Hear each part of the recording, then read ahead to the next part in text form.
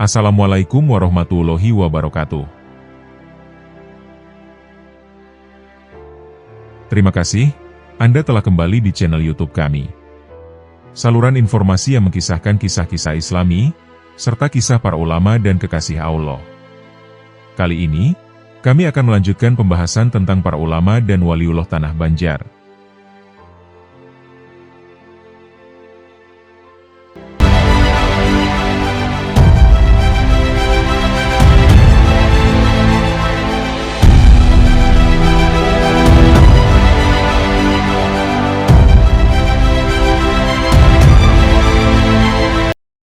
Telah kita ketahui, Tanah Banjar merupakan gudangnya para ulama dan waliullah.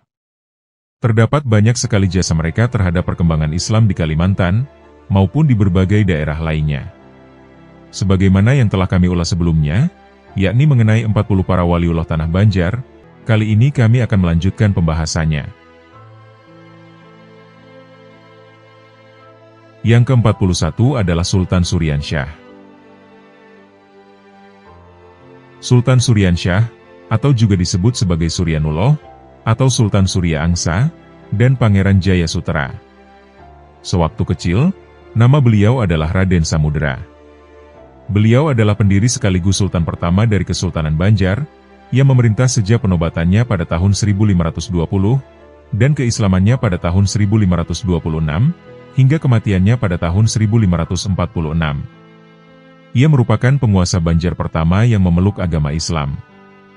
Menurut sejarah, yang mengislamkan Sultan Suryansyah adalah Hatib Dayan, seorang ulama besar utusan dari Kerajaan Demak. Raden Samudera adalah putra dari Putri Galuh Beranakan, Ratu Intan Sari, yaitu putri dari Maharaja Sukarama, dari Kerajaan Negara Daha. Sedangkan nama ayahnya adalah Raden Mantri Alu, keponakan Maharaja Sukarama. Adapun nama Suryansyah adalah nama setelah beliau masuk Islam, dan nama tersebut juga sering dipakai sebagai nama anak laki-laki suku Banjar. Adapun jasa Sultan Suryansyah antara lain adalah menetapkan Islam sebagai agama resmi negara di Kesultanan Banjar, aktif berdakwah kepada masyarakat perkotaan dan pedalaman, mengupayakan penyebaran Islam dengan pengkaderan ulama, mengirim Syekh Arsyad Al-Banjari, yang kemudian dikenal sebagai ulama besar Banjar yang tersohor. Sultan Suryansyah wafat pada tahun 1546 Masehi, dan jenazah beliau dimakamkan di Kompleks Makam Sultan Suryansyah, yang lokasinya terletak di Kelurahan Kuin Utara, Kecamatan Banjarmasin Utara, Kota Banjarmasin. Yang ke-42 adalah Pangeran Antasari. Pangeran Antasari, atau yang bergelar Khalifatul Mukminin, adalah Sultan Banjar yang memerintah pada tahun 1862, serta merupakan salah satu tokoh penting dalam Perang Banjar. Pangeran Antasari merupakan cucu Pangeran Amir. Namanya semasa muda adalah Gusti Inu Kartapati. Pangeran Antasari dilahirkan pada tahun 1809. Ibu Antasari adalah Gusti Hadijah, cucu dari Sultan Sulaiman dari Banjar. Sedangkan ayah Pangeran Antasari adalah Pangeran Masud, putra Pangeran Amir. Pangeran Amir adalah anak Sultan Muhammad Aliuddin Aminullah, yang gagal naik tahta pada tahun 1785, sebab ia diusir oleh walinya sendiri, Pangeran Atta, yang dengan dukungan Belanda memaklumkan dirinya sebagai Tahmidullah II dari Banjar. Dalam sejarah hidupnya Pangeran Antasari dikenal sebagai sosok pejuang yang berperan sebagai penggerak dan menjadi sosok pencetus dari Perang Banjar. Dalam peran tersebut, Pangeran Antasari memperjuangkan kepentingan masyarakat dan membasmi kezoliman para penjajah. Setelah beberapa bulan memimpin perang, Pangeran Antasari kemudian meninggal dunia di tengah-tengah pasukannya, yakni pada tanggal 11 Oktober 1862, di tanah kampung Bayan Begok, Sampirang, dalam usia lebih kurang 53 tahun. Yang ke-43 adalah Datu Pujung Amuntai. Datu Pujung Amuntai, dikenal sebagai orang sakti dan tokoh masyarakat, khususnya di wilayah Amuntai, Hulu Sungai Utara, Kalimantan Selatan. Ia hidup pada pemerintahan Pangeran Suryanata, hingga pemerintahan Sultan Suryansyah. Selama hidup, jiwa raganya diberikannya kepada kerajaan. Dalam salah satu riwayat diceritakan, Datu Pujung Amuntai disebutkan bernama asli Arya Malangkan. Selain memiliki tubuh yang besar dan kekar, Masyarakat Amuntai kala itu juga mengetahui bahwa Datu Pujung Amuntai memiliki kesaktian, seperti lari cepat, melompat sangat jauh, dan pandai melipat gandakan kekuatan. Sadar akan kelebihan yang dimilikinya sebagai karunia Allah yang patut disyukuri, Datu Pujung menggunakannya untuk kebaikan, dengan cara membantu banyak orang. Dia tidak suka menolak setiap tugas yang dibebankan kepadanya, meskipun tugas tersebut sangat berat. Satu hal yang amat tergambar dalam sosok Datu Pujung adalah, yaitu ketekunannya dalam menuntut dan menyempurnakan ilmu. Datu Pujungan Amuntai ikut andil dalam membangun Masjid Sultan Suryansyah. Suatu hari, Sultan Suryansyah memerintahkan Datu Pujung untuk mencari kayu ulin 4 batang, untuk digunakan sebagai tiang masjid yang akan didirikan di Kuin. Setelah menerima tugas dari Sultan Suryansyah, dia langsung menuju ke arah timur. Setelah sekian lama, tibalah di Pagatan Pulau Laut. Sayangnya, ulin yang dicari belum ditemukan. Datu Pujung sempat tinggal lama di Pagatan, dan sempat menjalin persahabatan dengan Datu Mabrur. Karena tak mendapatkan kayu ulin yang dimaksud, Datu Pujung kemudian menuju Hulu Mahakam. Di daerah tersebut ulin yang dicari ditemukan, lalu dikepit di bawah kedua ketiak. Selanjutnya dengan ilmu lari cepat, Datu Pujung membawa kayu ulin tersebut ke Kerajaan Banjar. Dengan menempuh sekitar 2 hari perjalanan dari Hulu Mahakam ke Kuin, Datu Pujung menyerahkan ulin kepada Sultan Suryansyah. Besoknya, dengan melibatkan seluruh masyarakat, dibangunlah masjid tersebut. Masjid tersebut kemudian dikenal dengan nama Masjid Sultan Suryansyah, yang berada di Kuin, Banjarmasin, Kalimantan Selatan. Yang ke-44 adalah Datu Aling.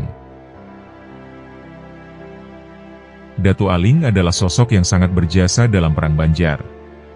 Beliau termasuk salah satu pelopor dalam Perang Banjar, yang dikenal lama dan sangat melelahkan. Datu Aling adalah salah seorang kepercayaan Sultan Adam saat masih hidup. Setelah beliau wafat, maka terjadi kekacauan dalam suksesi tahta Sultan Banjar, sebab campur tangan Belanda yang membuat semua runyam. Terpicu kekacauan negeri, Datu Aling lalu berholwat atau menyendiri selama 9 bulan. Dalam pertapaannya, beliau mendapat pituah atau bisikan dari leluhur raja-raja Banjar terdahulu. Dalam petunjuk tersebut beliau disuruh membuat kerajaan di Muning, atau Tambai Mekah, yang terpisah dari kerajaan Banjar, dan tidak membayarkan pajak lagi, karena menguntungkan Belanda, serta meminta Pangeran Antasari datang ke Muning untuk bekerja sama. Datu Aling dipercaya sanggup berhubungan dengan kekuatan supernatural. Ia berhasil mendirikan replika kerajaan, lengkap dengan regalianya, perangkat kerajaan, yang disiapkan seperti kerajaan Banjar. Bahkan anak beliau Sambang diberi gelar Sultan Kuning, seperti pedatuan Pangeran Antasari, serta anak kedua beliau diberi gelar Suryanata, dan anak perempuan beliau Saranti diberi gelar Putri Junjung Buih, seperti leluhur raja-raja Banjar. Dari holwat itu Datu Aling mendirikan kerajaan bayangan di pedalaman Muning.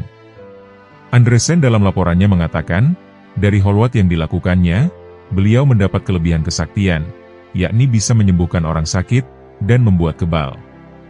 Banyak orang mendatangi beliau untuk berguru dan mengaji taguh. Kesaktian dan kealiman beliau membuat beliau mempunyai banyak pengikut. Demi kuatnya kerjasama dengan Pangeran Antasari, beliau menikahkan putri beliau, Saranti, dengan anak Pangeran Antasari, yaitu Gusti Muhammad Said. Keinginan Datu Aling mengusir Belanda, dan menjadikan Pangeran Hidayatullah sebagai Sultan semakin besar. Begitu pula Pangeran Antasari, yang memang sangat dihormati rakyat pada saat itu. Semenjak itu, mulailah seruan jihad fisabilillah dalam menentang kezoliman Belanda. Pasukan yang menjadi pengikut Datu Aling berjumlah 3.000 orang, yang dipimpin Pangeran Antasari dan Pangeran Hidayatullah, berhasil menyerang Tambang Pengaron. Dari situlah kemudian pecah Perang Banjar di Santero Banua, yang kemudian disusul daerah-daerah lain. Yang ke-45 adalah Datu Haji Duloh, atau Abdullah. Setelah proklamasi 11 Juni 1860, tentang penghapusan Kesultanan Banjar diumumkan oleh pemerintah Hindia Belanda, maka wilayah-wilayah Kesultanan Banjar mulai dikuasai penjajah, termasuk di Amuntai, hulu Sungai Utara. Karena rakyat Amuntai masih setia kepada Kesultanan Banjar, maka sering terjadi gangguan, cegatan, dan penghancuran kepada konvoi Belanda, yang berani berpatroli di sekitar Amuntai. Salah satu pimpinan perlawanan yang terkenal adalah Datu Haji Abdullah. Beliau adalah seorang alim ulama dan ahli menggerakkan aksi massa. Beliau sering menggelorakan semangat perang Sabil untuk jangan menyerah, dari masjid ke masjid sekeliling Amuntai. Saat itu, Belanda sudah sangat kewalahan atas aksi pencegatan oleh pasukan Haji Abdullah. Pada suatu sergapan di Sungai Banar, Haji Abdullah terkena peluru Belanda di bagian paha, dan terpaksa seluruh pasukannya mundur ke kampung Sungai Malang. Asisten Residen Van Oijen mengetahui informasi ini, dan kemudian mengirimkan 3 peleton tentara bersenjata lengkap ke Sungai Malang. Ketiga peleton ini dipimpin oleh perwira Belanda yang berpengalaman, yaitu Letnan Van MD, Letnan Verspik, dan Letnan Van der Wijs. 3 peleton berangkat dari Amuntai menuju Sungai Malang, tidak dengan rombongan tambur dan trompet, tetapi mengendap secara diam-diam. 3 orang letnan Belanda hanya didampingi beberapa tentara, sedangkan sisanya berpencar dengan formasi sembunyi. Pada tanggal 15 September 1860, mereka akhirnya sampai di rumah Haji Abdullah di Sungai Malang. Rombongan Belanda ditemui anak Haji Abdullah, yakni Haji Yusip, dan Sungit. Saat itu Letnan Van MD mengatakan, ia hanya ingin melihat keadaan tokoh ulama Haji Abdullah, dan menawarkan bantuan untuk dibawa ke Amuntai, guna dirawat oleh tim dokter. Tetapi Haji Abdullah tidak percaya, karena Belanda sudah sangat sering melakukan tipu daya. Sementara itu, 3 peleton Belanda sudah diam-diam mengepung rumah Haji Abdullah.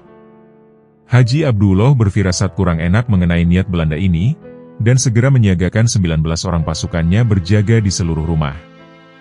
Letnan Van MD memaksa untuk membawa tandu Haji Abdullah keluar rumah. Van MD dengan pedang di tangan, dan dikelilingi 15 orang tentara Belanda, ia memaksa masuk rumah. Tidak berapa lama terdengar teriakan Haji Abdullah, Fisabilillah, Subhanallah, Allahu Akbar. Mendengar seruan itu, ke-19 anak buah Haji Abdullah merapatkan barisan dengan parang bungkul terhunus, dan langsung menyerang pasukan Belanda. Seketika terjadi pertempuran jarak dekat, dan dari luar rumah keluar 3 peleton Belanda yang telah mengepung, ikut dalam pertempuran. Saat itu Letnan Van MD tewas beserta 5 orang tentara lainnya. Karena pasukan Haji Abdullah harus menghadapi jumlah musuh yang lebih besar, maka mereka semua akhirnya harus gugur dalam pertempuran, termasuk 4 orang pejuang wanita, yaitu Aisyah, Hadijah, Kalimah, dan Bulan. Seluruh pasukan Haji Abdullah gugur dalam medan perang, pada peristiwa pertempuran di Sungai Malang Amuntai. Kemudian Haji Abdullah dan para syuhada dimakamkan di Desa Jumba, Telaga Silaba, Amuntai, Hulu Sungai Utara. Yang ke-46 adalah Pangeran Syarif Ali Al-Idrus. Sultan Asyarif Al-Habib Ali Al-Idrus, beliau adalah pendiri dari Kerajaan Sabamban, dengan nama lain yang dikenal oleh masyarakat setempat Makam Keramat Dermaga, Kabupaten Tanah Bumbu, Kalimantan Selatan. Beliau mendirikannya pada pertengahan abad ke-18, kurang lebih hampir bersamaan dengan periode pemerintahan Sultan Adam, Raja Banjar ke-12 periode 1825 hingga 1857 Masehi. Makam Pangeran Syarif Ali Al-Idrus terletak di Desa Sebamban Baru, Kecamatan Sungai Loban, Kabupaten Tanah Bumbu, Provinsi Kalimantan Selatan. Yang ke-47 adalah Datu Sulaiman Amuntai. Sayyid Tuan Guru Sulaiman, diperkirakan lahir pada tahun 1800-an, di Martapura. Menurut riwayat, ada suami istri dari desa Padang Basar Amuntai, pergi ke Martapura untuk bersilaturahmi ke tempat keluarga di sana, dengan menyusuri sungai menggunakan perahu besar. Ketika mau pulang, mereka berdua terkejut, karena di dalam perahu mereka ada seorang bayi kecil. Sadar bukan anak mereka, mereka kemudian melaporkannya kepada warga setempat, tapi tidak ada seorang pun yang mengenal, maupun mengakui bayi tersebut sebagai anaknya. Setelah bermusyawarah dengan warga setempat, akhirnya disepakati bahwa bayi tersebut dibawa ke kampung Padang Basar Amuntai, untuk kemudian dipelihara dan diangkat sebagai anak, layaknya anak kandung. Dan oleh orang tua angkatnya, bayi tersebut lalu diberi nama Sulaiman. Seiring berjalannya waktu, Sulaiman tumbuh menjadi seorang yang berpengetahuan agama yang luas. Di samping itu, beliau juga dikenal sebagai pejuang yang gigih, dalam menentang dan mengusir penjajah Belanda. Diriwayatkan, bahwa setelah beliau dewasa, Datu Sulaiman sangat suka bersilaturahmi dan bermudzakarah, atau membahas persoalan keagamaan dan tasawuf. Dan konon pada waktu bermudzakarah tersebut, beliau menyajikan hidangan sebagai bentuk penghormatan terhadap tamu yang datang. Adapun yang dihidangkan oleh beliau adalah sayu asam, tetapi yang diberi santan. Kebetulan pada hidangan untuk beliau, saat beliau hendak mengambil kuah sayur asam kecapi, maka terikutlah sebuah biji ketapi itu. Kemudian setelah makan, beliau berkata kepada teman-temannya yang ikut bermudzakarah, "Biji kecapi ini akan kutanam. Dan nanti bila tumbuh dan besarnya seperti batang pohon kapuk, berarti ajalku akan sampai, dan kuburkan aku di situ juga." Hingga suatu ketika, beliau wafat pada malam Senin 13 Rajab. Karena keluarga teringat akan wasiat beliau, maka pohon ketapi tersebut ditebang untuk dibuat peti mati, lalu digalilah lubang pemakaman di dekat pohon tersebut. Berita kematian beliau cepat tersebar sampai ke pusat Banua, atau yang sekarang bernama Amuntai. Pada waktu itu, pejabat setempat memohon kepada keluarga, agar beliau dimakamkan di Amuntai, karena beliau termasuk tokoh penting dan sangat disegani. Orang menganggap beliau tidak seperti orang awam, melainkan seseorang yang berpengetahuan agama yang luas, dan juga seorang waliullah yang memiliki banyak karomah. Setelah beberapa kali musyawarah, antara keluarga yang mempertahankan wasiat, ataukah mengikuti perintah pemimpin Umaro, akhirnya disepakati bahwa jenazah akan dibawa, dan dimakamkan di Banua, tepatnya di Desa Pakacangan. Setelah beberapa waktu, pada makam beliau di Desa Pakacangan, warga dikejutkan oleh adanya suara orang bertahlil, serta adanya cahaya terang yang berasal dari makam Datu Sulaiman. Warga menjadi penasaran, kemudian mengikuti kemana arah cahaya dan suara itu pergi. Ternyata, cahaya dan suara yang terdengar pada makam beliau di Desa Pakacangan itu, pergi menuju kampung Padang Basar, dan masuk ke tempat lubang kubur yang pernah beliau wasiatkan. Dan konon, kubur itu karena sempat terjadi beberapa kali perundingan dengan Umaro, maka lubang tersebut tidak sempat ditutupi oleh pihak keluarga. Setelah kejadian malam tersebut, lubang itu tertutup layaknya sebuah kuburan baru. Pro kontra pun terjadi, mengenai di manakah sebenarnya kubur beliau, di Pakacangan, ataukah di Padang Baar. Sebagian ulama ada yang berpendapat, bahwa kalau mau menziarahi, lebih afdol menziarahi kedua-duanya, yakni kubur beliau yang zahir di Pakacangan, dan kubur beliau yang batin, atau nur, di Padang Baar. Tidak ada diriwayatkan apakah Sulaiman seorang sayyid atau dzurriyyatur rasul. Namun yang jelas beliau adalah seorang yang berpengetahuan agama yang luas, hingga kiranya layak orang menyebutnya tuan atau sayyid guru Sulaiman. Yang ke-48 adalah Datu Haji Batu. Syekh Abdul Malik, atau dikenal dengan nama Haji Batu. Beliau adalah seorang ulama yang hidup pada abad ke-16, dan meninggal pada tahun 1640 Masehi, di daerah Kesultanan Banjar. Ada yang berpendapat, bahwa dia berasal dari Samudra Pasai Aceh, bila dilihat dari tipologis makamnya di kompleks makam Sultan Suryansyah, dan mungkin termasuk ulama yang mengembangkan tarekat Naqsyabandiyah. Menurut riwayat, beliau pernah belajar di Makkah, dan berdiam di daerah Martapura, sebelum akhirnya berdiam di daerah Kuin Banjarmasin, sampai akhir hayatnya. Gelar Haji Batu diperoleh Syekh Abdul Malik, karena beliau memiliki kemampuan pada tangannya yang keras seperti batu, setelah kepulangannya dari Makkah. Beliau meninggal pada tahun 1640 Masehi. Adapun makam beliau terletak di salah satu sudut komplek pemakaman Pangeran Suryansyah, di Kuin Banjarmasin. Yang ke-49 adalah Datu Batalas. Beliau adalah alalim alamah, Haji Muhammad bin Khalifah Haji Hasanuddin, bin Syekh Muhammad Arsyad Al-Banjari. Beliaulah yang melakukan syiar agama daerah Margasari. Beliau menuruti jejak kakeknya, yakni Syekh Muhammad Arsyad Al-Banjari.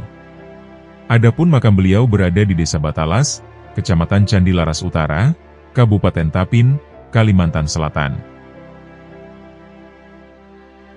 Yang ke-50 adalah Datu Pagatan. Datu Pagatan memiliki nama asli Muhammad Arsyad. Beliau adalah salah satu dzurriyyat Datu Kalampayan, dan beliau adalah anak dari Mufti Haji Muhammad As'ad, anak dari Syarifah, anak dari Syekh Muhammad Arsyad Al-Banjari atau Datu Kalampayan. Beliau juga disering disebut sebagai Mufti Lamak. Beliau termasuk yang meniru jejak datuknya untuk belajar ilmu agama ke Makkah. Beliau berguru dengan banyak ulama besar Makkah, salah satunya adalah Syekh Ahmad Ad-Dimyati, Mufti Syafi'iyah. Beliau menikah dengan beberapa perempuan, salah satunya adalah dengan Ummu Salamah, anak dari Mufti Haji Ahmad. Dari pernikahan ini banyak melahirkan anak, dan salah satunya adalah wanita yang bernama Safura, ibu dari Syekh Abdurrahman Siddiq Al-Banjari, Mufti Indragiri. Pada 1274 Hijriah, beliau ingin pergi ke Makkah. Sebelum ke Makkah, beliau berkunjung terlebih dahulu ke Pagatan, kepada kakak beliau yang bernama Syekh Abu Tolhah. Namun setiba di Pagatan, Mufti Arsyad mengalami sakit, hingga beliau meninggal dunia, dan dimakamkan di Pagatan. Makam beliau pun kemudian dibuatkan kubah oleh salah satu cucu beliau, yakni Syekh Abdurrahman Siddiq Al-Banjari, Mufti Indragiri. Yang ke-51 adalah Datu Kabul. Datu Kabul, begitulah warga Kabupaten Tapin menyebutnya. Nama aslinya ialah Muhammad Mahmud Al-Kabul. Terdapat kisah seseorang yang mengalami penyakit stroke, hendak berziarah ke makam Datu Kabul. Ia sempat berjanji, jika penyakitnya sembuh, dirinya akan merenovasi makam Datu Kabul. Dan alhamdulillah, akhirnya dirinya sembuh, yang awalnya hanya memakai kursi roda, akhirnya bisa dituntun pelan-pelan. Ada juga kisah seorang Habib yang ingin berdakwah ke desa Batalas, atau wilayah Buas-Buas. Akan tetapi, tiba-tiba perahu mereka mogok di tengah sungai. Habib itu lalu punya firasat, bahwa ada makam keramat di sekitarnya. Ia lantas bertawasul, atau berdoa kepada Tuhan, lewat perantara para kekasihnya. Adapun doa sang Habib kurang lebih berbunyi, jika memang ada kuburan yang dianggap keramat, ia meminta untuk ditunjukkan jalan pulang. Dan tak lama, akhirnya mesin perahu motor berhasil hidup. Nah, nanti kita bisa singgahi lagi ke situ, ucap sang Habib. Habib itu sebenarnya hanya menerka-nerka, karena dulunya makam itu tertutupi semak serta tumbuhan rawa, dan sama sekali tak terlihat. Ada pula cerita lainnya, tentang seorang warga pernah melihat makam itu bersinar, dan juga mengeluarkan aroma wewangian. Makam Datu Kabul terletak di Desa Baulin, Kecamatan Candilara Selatan, Kabupaten Tapin, Kalimantan Selatan. Yang ke-52 adalah Syekh Ahmad Balimau Kandangan. Beliau adalah salah satu zuriat Datu Kalampayan, yang berdakwah di daerah Balimau, hulu Sungai Selatan.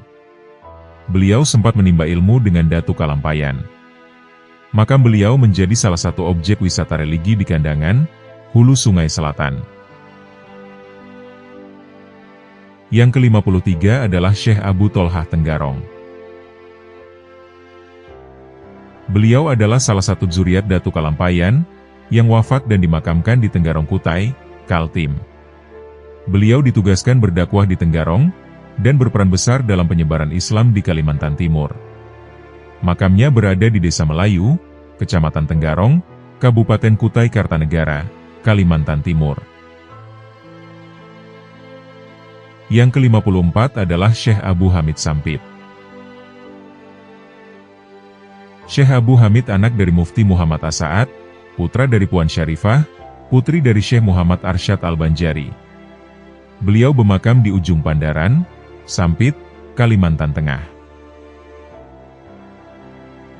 Yang ke-55 adalah Tuan Guru Ibrahim Haurani. Beliau merupakan ayah dari ulama ahli Thariqat, Tuan Guru Muhammad Nur Takisung. Beliau jugalah yang memberi pendidikan dasar agama kepada Guru Muhammad Nur Takisung. Makamnya di pesisir pantai Desa Takisung, Kabupaten Tanah Laut, Kalimantan Selatan. Yang ke-56 adalah Kiai Haji Mahfud Amin. Pondok Pesantren Ibnul Amin Pamangkih didirikan secara resmi pada tanggal 11 Mei 1959 Masehi, atau bertepatan pada tanggal 22 Syawal, tahun 1378 Hijriah. Pesantren ini dikenal telah mencetak banyak ulama dari Tanah Banjar. Pendiri pesantren ini adalah seorang ulama dari masyarakat Pamangkih, yakni Kiai Haji Mahfud Amin bin Tuan Guru Haji Muhammad Ramli, bin Tuan Guru Haji Muhammad Amin. Beliau wafat pada tanggal 21 Zulhijjah 1415 Hijriah, atau bertepatan pada tanggal 21 Mei 1995 Masehi. Beliau menghembuskan nafasnya yang terakhir dalam usia yang ke-82 tahun. Makam beliau berada di pemakaman umum di Pamangkih, Kecamatan Labuan Amas Utara, Kabupaten Hulu Sungai Tengah, Kalimantan Selatan. Yang ke-57 adalah Datuk Ahmad Balimiao. Syekh Ahmad atau yang dikenal dengan sebutan Datu Balimau. Beliau turut menyebarkan dakwah Islam pada zamannya di kawasan desa tepian sungai itu, hingga meluas di beberapa wilayah yang ada di Kabupaten Hulu Sungai Selatan. Syekh Ahmad merupakan putra Mufti Haji Muhammad As-Sa'ad, putra dari Syarifah, binti Syekh Muhammad Arsyad Al-Banjari. Syekh Ahmad wafat dan dimakamkan di Desa Balimau, Kecamatan Kalumpang, Kabupaten Hulu Sungai Selatan. Makamnya terkenal dengan nama Kubah Balimau, dan sering dikunjungi para penziarah yang datang dari berbagai daerah. Yang ke-58 adalah Syekh Muhammad Aryad Lamak Al-Banjari. Syekh Muhammad Arsyad bin Mufti Haji Muhammad As-Sa'ad, atau yang dikenal dengan sebutan Tuan Mufti Arsyad Lamak. Beliau adalah seorang ulama dan buyut dari Datu Kalampayan, dari garis neneknya yang bernama Syarifah, putri Syekh Muhammad Arsyad Al-Banjari. Dalam menuntut ilmu, Syekh Muhammad Arsyad pernah belajar di Tanah Suci Mekah selama beberapa tahun. Setibanya dari Mekah, ia diangkat oleh Sultan Banjar menjadi mufti di Kerajaan Banjar. Tuan Mufti Arsyad Lamak wafat pada hari Sabtu, tanggal 23 Rabiul Awal, tahun 1275 Hijriah, di masa pemerintahan Sultan Abdurrahman bin Sultan Adam.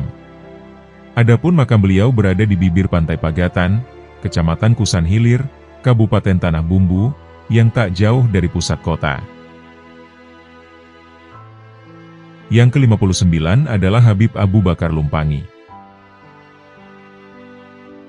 Sayyid Abu Bakar, bin Habib Hasan, bin Hashim, bin Muhammad Assegaf, atau yang lebih dikenal dengan nama Habib Lumpangi. Beliau adalah salah satu ulama berpengaruh dalam penyebaran agama Islam di Hulu Sungai Selatan. Nama Habib Lumpangi diperoleh karena beliau mensyiarkan, menyebarkan, dan mengajarkan agama Islam atau berdakwah di Lumpangi. Habib Lumpangi hidup di paruh akhir abad ke-18 Masehi. Menurut angka tahun dinisan beliau, tercatat Habib Lumpangi wafat pada tahun 1902 Masehi. Yang ke-60 adalah Habib Ibrahim Nagara. Beliau bernama Habib Ibrahim bin Umar Al-Habsyi. Beliau adalah ulama dari Hadramaut, yang ditugaskan oleh gurunya, yakni Habib Ali Al-Habsyi, untuk berdakwah ke Indonesia. Semula, beliau tinggal di Banjarmasin dan Martapura. Namun kemudian menetap di Nagara, Kabupaten Hulu Sungai Selatan. Habib Ibrahim yang sudah berumur sepuh, beliau beri firasat kewafatannya tak lama lagi, hingga beliau menginginkan akan pulang ke kampung halaman, yakni di Hadramaut Yaman. Namun setibanya di Hadramaut, beliau menyadari sebuah pena yang bukan milik beliau ikut terbawa. Hanya karena itu, beliau memutuskan kembali ke kampung Nagara, Hulu Sungai Selatan. Karena itulah, Habib Ibrahim pun memutuskan kembali menempuh perjalanan jauh, dari Hadramaut Yaman, ke Kalimantan Selatan, hanya untuk mengembalikan pena yang ternyata milik panitia masjid. Tak lama dari kedatangan beliau, sang Habib sudah berfirasat, dan mengetahui kapan waktu kewafatannya. Sehingga, beliau telah menunjuk orang-orang yang akan memandikan jenazah, bila beliau sudah wafat nanti. Hal itu diucapkan beliau sebelum sholat Jumat pada tanggal 14 Safar, tahun 1354 Hijriah. Dan setelah sholat Jumat digelar, Habib Ibrahim benar-benar pun pulang ke rahmatullah. Yang ke-61 adalah Tuan Guru Haji Muhammad Yusuf di Kambat Selatan Barabai. Ulama yang akrab dengan nama Tuan Guru Haji Muhammad Yusuf ini, beliau dimakamkan di Kambat Selatan, Barabai, Hulu Sungai Tengah. Beliau dikenal dengan suaranya yang merdu saat membaca Al-Quran. Keahliannya dalam seni baca Al-Quran sudah milikinya sejak kecil. Beliau belajar seni baca Al-Quran saat berada di pondok pesantren. Bakatnya semakin berkembang saat beliau berada di Mekah, Arab Saudi. Disebutkan, jika Haji Muhammad Yusuf belajar Al-Quran di bidang tajwid kepada Habib Zainal Abidin, Perak, Malaysia. Yang ke-62 adalah Tuan Guru KH Muhammad As'ad. Beliau adalah ulama ahli hadis dari Barabai. Menurut beberapa kalangan yang sempat mengenal beliau dari dekat, diantaranya Kiai Haji Abdul Goni, yang menyebut beliau sebagai seorang ulama yang konsekuen, tegas, dan mempunyai keikhlasan yang tinggi dalam berjuang menegakkan kalimatullah. Beliau juga pernah menjadi anggota Serikat Islam, pimpinan HOS Cokro Aminoto. Kiai Haji Muhammad As'ad berpulang ke rahmatullah pada tanggal 27 Desember 1991, dan dimakamkan di Alkah, Jalan Antasari Barabai, di belakang Masjid Agung Riyadus Solihin. Yang ke-63 adalah Syekh Shihabuddin bin Syekh Muhammad Arsyad Al-Banjari. Syekh Shihabuddin adalah salah satu anak dari Datu Kalampayan, dengan istrinya yang bernama Tuan Bidur. Beliau termasuk banyak mewarisi ilmu dari Datu Kalampayan, hingga memiliki banyak murid dari tokoh-tokoh besar, dan salah satunya adalah Syekh Nawawi Al-Bantani. Syekh Shihabuddin adalah ulama besar dari Banjar, yang berperan penting dalam penyebaran Islam di Riau Lingga. Tepatnya pada tahun 1842, Raja-Raja Riau di Pulau Penyengat Indra Sakti, minta kesediaannya menjadi guru di Kerajaan Riau Lingga. Makam Syekh Shihabuddin Al-Banjari berada di belakang Masjid Sultan Riau, Pulau Penyengat, Kepulauan Riau. Yang ke-64 adalah Kiai Haji Jamaluddin bin Haji Abul Qasim. Beliau adalah ulama dari Sungai Lulut. Makam beliau berada komplek luar Masjid Haururlul, di Desa Sungai Lulut, Kecamatan Sungai Tabuk, Kabupaten Banjar, Kalimantan Selatan. Yang ke-65 adalah Syekh Hussein Kedah Al-Banjari, mantan Mufti Kedah Malaysia. Yang ke-66 adalah Kiai Haji Hashim Muhtar El-Husaini, pendiri Ponpes Hidayatullah Martapura, Kalimantan Selatan. Yang ke-67 adalah Kiai Haji Muhammad Toha Maruf, tokoh ulama NU di Sumatera Barat. Yang ke-68 adalah Syekh Muhammad Yusuf Saigon Al-Banjari, ulama di Saigon, Pontianak, Kalbar. Yang ke-69 adalah Tuan Guru Nuzanur asal Kampung Dalam Pagar, Kecamatan Martapura Timur, Kabupaten Banjar, Kalimantan Selatan. Yang ke-70 adalah Kiai Haji Sulaiman Nain atau Guru Sulaiman Nain, dikenal sebagai salah satu ulama terkemuka di Kota Baru, Kalimantan Selatan. Yang ke-71 adalah Syekh Abdul Karim Al-Banjri, ulama Makkah, pengajar di Masjidil Haram. Yang ke-72 adalah Kiai Haji Hussein Mukni, bermakam di Desa Tunggul Irang Seberang, Kecamatan Martapura, Kabupaten Banjar, Kalimantan Selatan. Yang ke-73 adalah Kiai Haji Badrudin, bermakam di Desa Tunggul Irang Seberang, Kecamatan Martapura, Kabupaten Banjar, Kalimantan Selatan. Yang ke-74 adalah Kiai Haji Muhammad Rosyad, bermakam di Desa Tunggul Irang Seberang, Kecamatan Martapura, Kabupaten Banjar.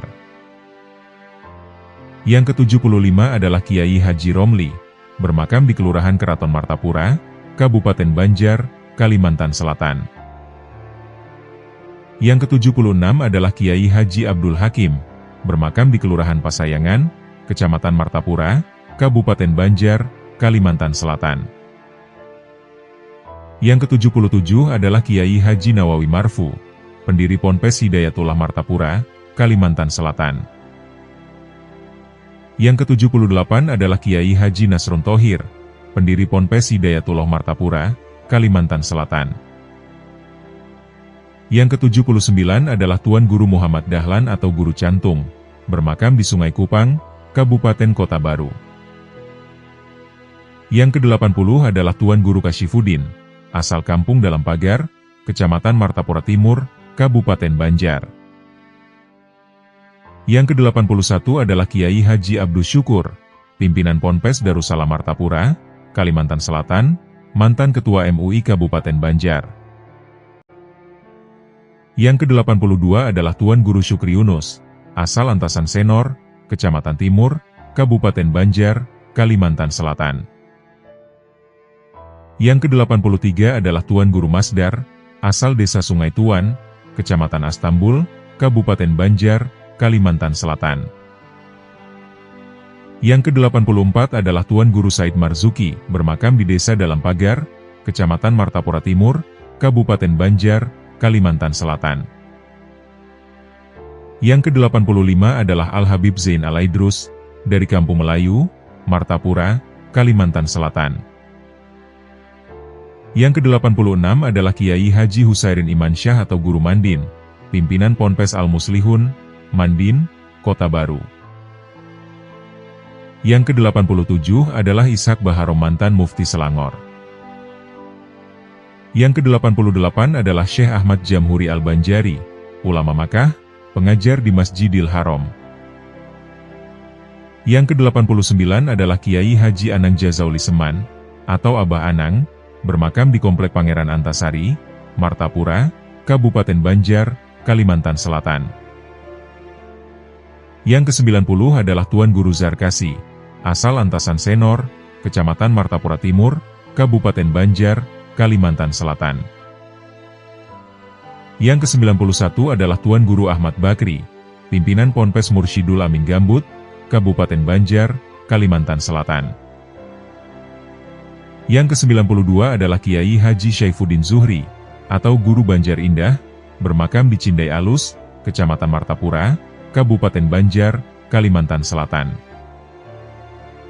Yang ke-93 adalah Kiai Haji Wildan Salman, pimpinan Ponpes Tahfidzul Quran, di Desa Tanjung Remah, Martapura, Kalimantan Selatan. Yang ke-94 adalah Kiai Haji Ahmad Fahmi Zamzam, ulama Kedah Malaysia. Yang ke-95 adalah Kiai Haji Ahmad Syamsuddin Al-Banjari. Yang ke-96 adalah Kiai Haji Ahmadi Isa, Ketua MUI Kalteng, Guru Besar Universitas Palangkaraya. Yang ke-97 adalah Kiai Haji Amidan Sabrah, Ketua MUI Pusat. Yang ke-98 adalah Kiai Haji Fauzi Nurani, Ketua MUI Sulawesi Utara. Yang ke-99 adalah Kiai Haji Hasan Basri, Ketua Umum MUI Pusat, pendiri Ban Muamalat Indonesia. Yang ke-100 adalah Kiai Haji Hussein Napari, ulama dan akademisi di Kota Banjarmasin, Kalimantan Selatan. Yang ke-101 adalah Kiai Haji Muhammad Arifin Ilham, pendakwah, Ketua Majelis Ad-Zikro. Yang ke-102 adalah Kiai Haji Asyawadi Syukur, mantan Ketua MUI Kalimantan Selatan. Yang ke-103 adalah Dato Seri, Dr. Harusani bin Haji Zakaria, Mufti Negeri Perak, Malaysia. Yang ke-104 adalah Syekh Muhammad Nuruddin Marbu Abdul Al-Banjari Al-Makki, salah satu ulama kontemporer Madzhab Syafi'i di Nusantara, pengarang dan pentahqiq puluhan buku berbahasa Arab. Yang ke-105 adalah Tuan Guru Irsyad Zain atau Abu Daudi, asal Desa Dalam Pagar, Kecamatan Timur, Kabupaten Banjar, Kalimantan Selatan. Yang ke-106 adalah Tuan Guru Muadz, asal Desa Dalam Pagar, Kecamatan Martapura Timur, Kalimantan Selatan. Yang ke-107 adalah Kiai Haji Hasanuddin Badruddin, pimpinan Ponpes Darussalam Martapura, Kabupaten Banjar, Kalimantan Selatan. Yang ke-108 adalah Tuan Guru Munawar, Desa Kampung Melayu, Kecamatan Martapura Timur, Kabupaten Banjar, Kalimantan Selatan. Yang ke-109 adalah Kiai Haji Muhammad Bahit Barabai, Paringin, Kabupaten Hulu Sungai Utara, Kalimantan Selatan. Yang ke-110 adalah Kiai Haji Ahmad Barmawi Rantau, atau Guru Muda, atau Guru Kulur, Kabupaten Tapin, Kalimantan Selatan. Yang ke-111 adalah Al-Habib Ali Haidir bin Hasan Al-Kaf, lulusan Ponpes Darul Mustafa Tarim Hadramaut, murid Habib Umar bin Hafid. Yang ke-112 adalah Al-Habib Zain Al-Aidarus, Kampung Melayu, Martapura, Kalimantan Selatan. Yang ke-113 adalah Al-Habib Zain bin Muhammad Al-Habsyi, ayah angkat Abah Guru Sekumpul. Yang ke-114 adalah Kiai Haji Ahmad Mukni, ayah guru Bahit, yang bermakam di Kelurahan Bukat, Kecamatan Barabai, Hulu Sungai Tengah. Yang ke-115 adalah Kiai Haji Muhammad Ridwan, atau Guru Kapuh, Kandangan, Kabupaten Hulu Sungai Selatan, Kalimantan Selatan. Yang ke-116 adalah Kiai Haji Ahmad Sairozi Kandangan, Kabupaten Hulu Sungai Selatan, Kalimantan Selatan. Yang ke-117 adalah Tuan Guru Muhammad Saman bin Muhammad, atau Ustadz Mat Saman Kati, yang lahir pada 1922 hingga 1995, ulama tasawuf dari Perak, Malaysia. Yang ke-118 adalah Kiai Haji Asmuni Amnuntai atau panggilan akrabnya Guru Danau. Yang ke-119 adalah Kiai Haji Muhammad Amin Badali, anak pertama Abah Guru Sekumpul Martapura. Yang ke-120 adalah Ahmad Hafi Badali, anak kedua Abah Guru Sekumpul Martapura. Demikianlah pembahasan kami mengenai daftar para ulama dari Tanah Banjar. Dan masih banyak lagi ulama lainnya tidak dapat kami sebutkan di sini satu persatu. Mudah-mudahan semua ulama yang sudah mendahului kita semua mendapatkan rahmat Allah Subhanahu wa Ta'ala, dan ditinggikan derajatnya di sisi Allah Subhanahu wa Ta'ala. Dan mudah-mudahan seluruh ulama yang masih bersama kita, semoga diberikan Allah sehat walafiat dan panjang umurnya, serta dimudahkan segala urusan mereka. Semoga Allah Subhanahu wa Ta'ala mengumpulkan kita dengan para kekasihnya, di dunia maupun akhirat. Semoga kita dapat meneladani kepribadian akhlak para kekasih Allah, serta mengambil hikmah dari kisah-kisahnya. Dan semoga dengan apa yang telah kami sampaikan, dapat menambah ketakwaan kita kepada Allah Subhanahu wa Ta'ala. Wallahu a'lam bishawab.